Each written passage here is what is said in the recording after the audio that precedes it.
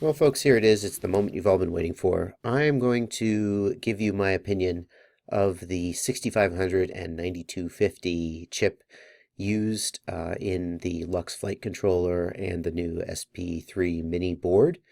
I'm going to do that after we go through some tuning on my new QAV-R copter, all of which the copter, the flight controller, and in fact the motors and the ESCs graciously provided by Lumineer, so thanks to them for that. Let's take a look at the tune and see what we got. This is my latest tuning flight. It's in fact my last one, and I actually have skipped a couple generations of the tune, but there haven't been very many changes. So if you look here, here is my PID dump. I think this is the latest one. Pitch is 5.3, 4.2, 9.7. Roll is 3.0 or 30 and 30. D is 8 and 8. And if we go to a previous one, you'll see it's 51 and 40 instead of 53 and 42, 25 instead of 30. You know, very, very subtle changes. D of 10 went down to 8. Very subtle changes. Honestly, I haven't made very many changes from the defaults at all.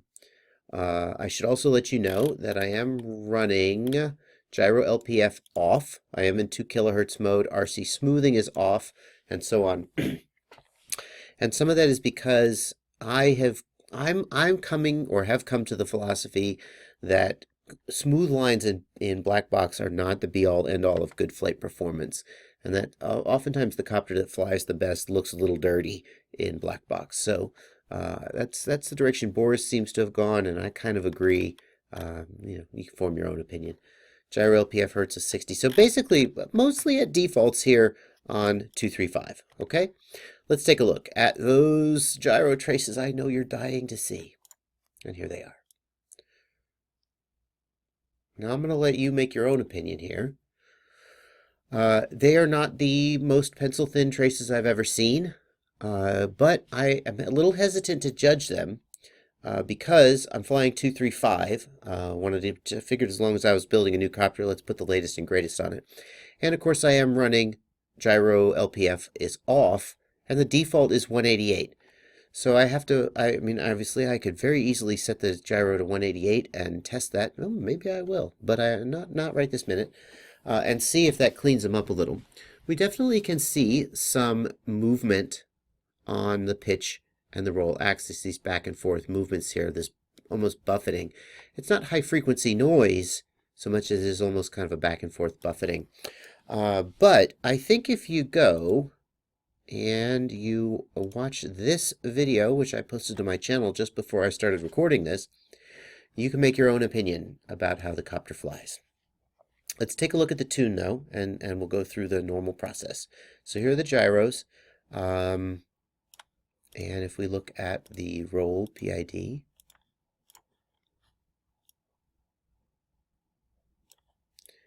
I feel like I've got D and P pretty well locked in here. There definitely does seem to be some noise. And it's possible that if I went to gyro of 188, that would smooth out. In fact, I'm going to give that a try next. You know, I didn't think of it until I just sort of started working through this as I'm recording this video. But I'm definitely going to give that a try and see if I notice any difference in the copter's handling. The copter may fly a little smoother. If you go watch the video, it looks to me like there is some small, I call it roughness in the flight that looks like it might be noise making it through into the PID loop. The P term is active, but not too active. The D term, well, also bear in mind that I am logging at 1 to 4 denominator.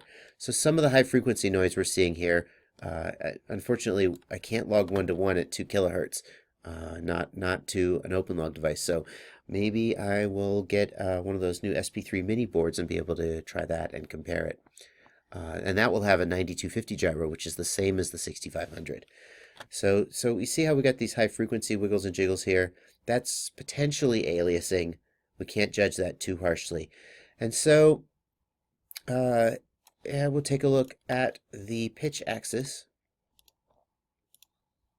Here it is. And again, we've got some stuff here. definitely some high frequency noise. I feel like I've got the P term locked in about where it needs to be. And it feels like based on these traces, it's hard, maybe I could do with some D term filtering because this D traces look pretty noisy, right? And it's certainly possible that a little bit of defiltering would smooth that out. But if you go back to the flight, I don't have too many complaints about how it flies. As I review the high-def video, there does appear to be just the tiniest bit of sort of roughness in the flight that looks like it might be a little bit of excessive noise that needs just a little bit of filtering to calm it down. But I don't really have any complaints about the tunability and the handling. I'm still getting used to how fast it goes, and I'm still getting used to 40 degrees of up tilt, but there you go. We'll take a look at yaw.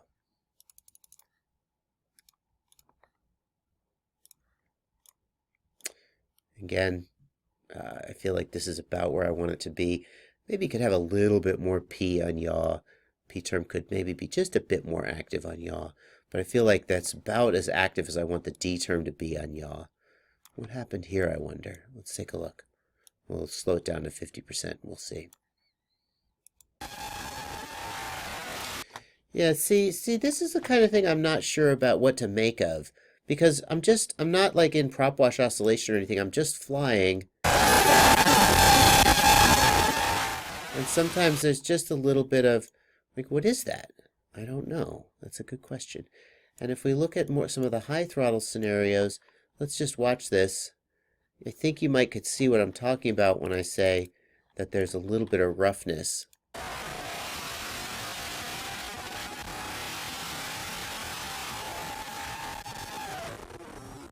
Well, I'm not sure that you can. Almost like a skitteriness, if you will.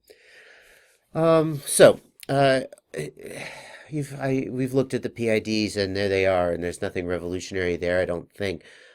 What's my final verdict? Well, not my final verdict, but my semi-final, my first verdict after flying it.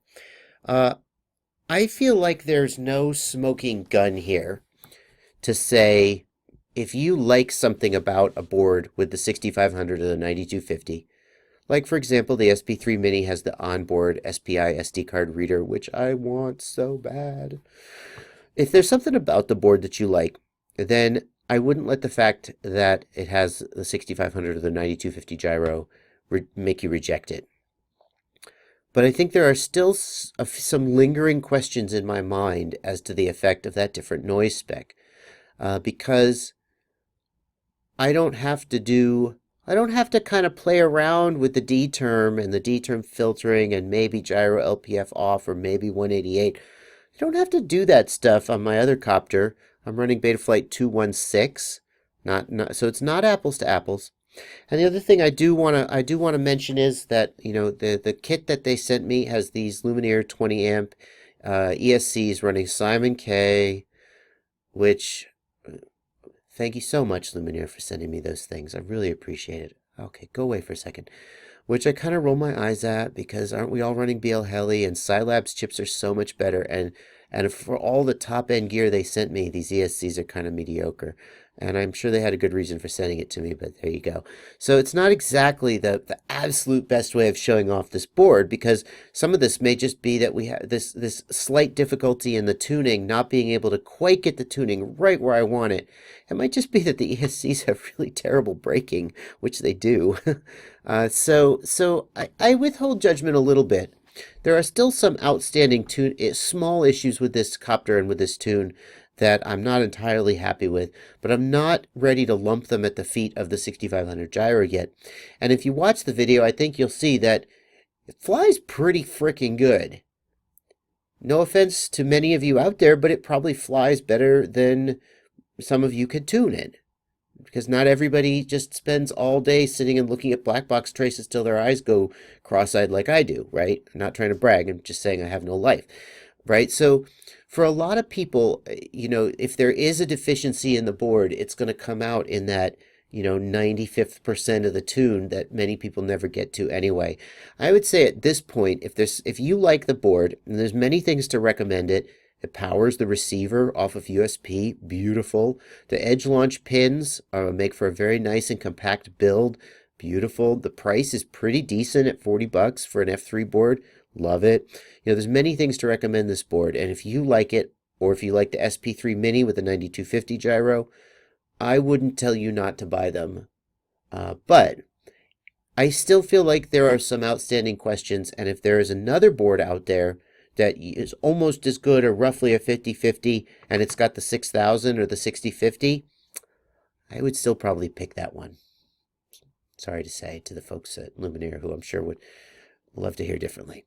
But also, and just as a final note before I forget, this was done with the board hard mounted. The flight you see here and the black box traces you see here, the board is hard mounted. I did not use the rubber bumpers that come with it.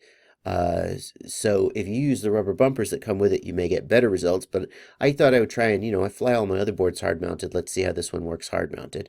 So so that is a very important caveat as well. Alrighty, there you go. I know you've all been waiting for this one. I hope it was worth it. And happy flying. Bye-bye.